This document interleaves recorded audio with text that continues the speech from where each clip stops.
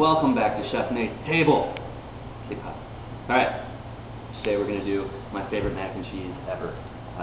Discovered this recipe when I was about 8 years old by mixing a cream cheese-based Italian cracker spread thing into hot butter and noodles, which was like my favorite thing to eat in the whole world. So, this is a fancy variation of that. Right. Pasta is really important that you time this pasta to come out of the boiling water at about the same time that you're going to mount your sauce with your cheese. If you mess up that timing, you could have some issues there. So I'm going to kill this. This is good Italian imported dry pasta. I use penne for this instead of shells or anything else. Ooh, look at this thing. Alright. Normally, 1 pound of pasta is going to cook in about 9 to 11 minutes. So set a timer for 9, and it's better to err on the more al dente side than overdone, because overdone pasta is terrible. Alright, I'm going to let that hang out just for a second. I'm going to go over here. And here is the base for our mornay. Now, mornay is just basically bechamel with the addition of Gruyere. This is a little bit different.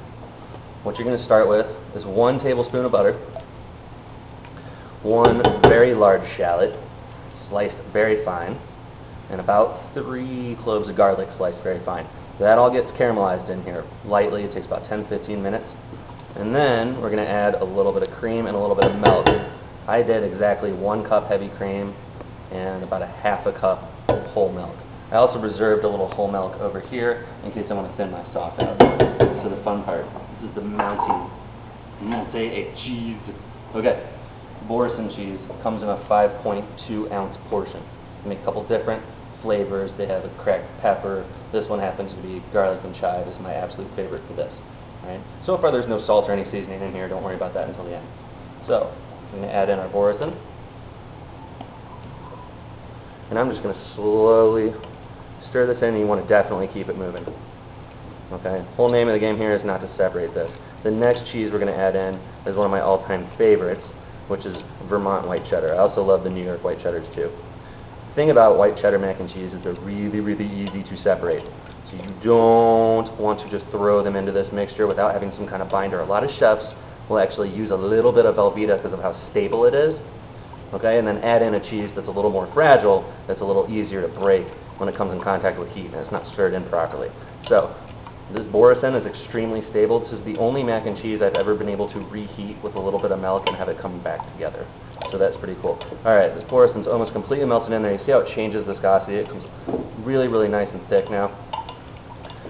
We're not quite there though. So what we're going to do is slowly add in, this is about 3.5 to 4 ounces of the shredded Vermont cheddar. So I'm going to do a little bit at a time.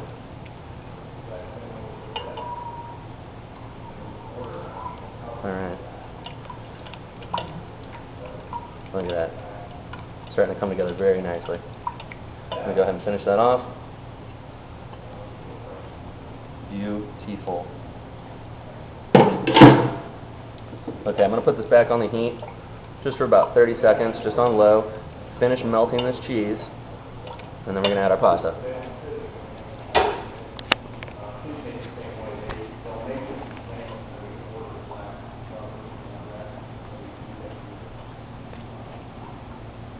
Okay.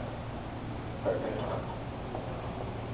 We're going to add our hot pasta right in here. One of the things that we love to do as a country is over-sauce pasta like crazy. It always swims in sauce. You don't want that. And that's why this only really produces a couple of cups, and then some. Alright, so that's for your whole pound of penne pasta. Awesome. There. Okay. See that? Now we start to fold this in. The fun part. I love finishing. This is my favorite. The fun garnishing part, kind of adjusting. Make sure you taste everything at least 3 times before you serve it. That's kind of the cardinal rule here. So about a tablespoon of good parm. On my last video I said you could cheat and use the craft shaker. That's cool too. Stir that in here. And now I've got a mixture of fresh thyme and chives right here.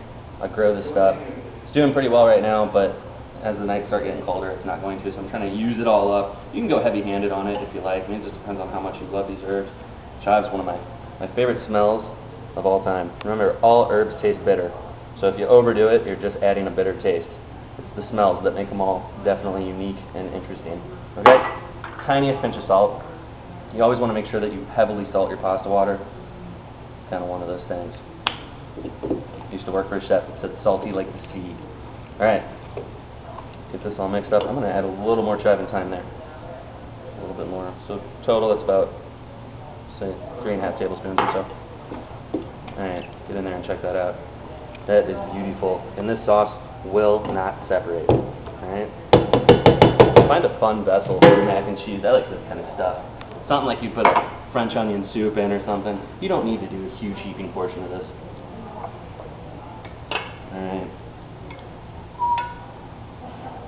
Now if you want to, you can go ahead and add a little bit of diced ham, a little bit of diced crispy smoked bacon, or you can do your fresh breadcrumb mixture, herb and butter on top. Basically, that's what you're going for. Simple, delicious, beautiful. Now you gotta get in here real fast. So I get to taste 2 more times. Thank you for stopping by. I'll see you later.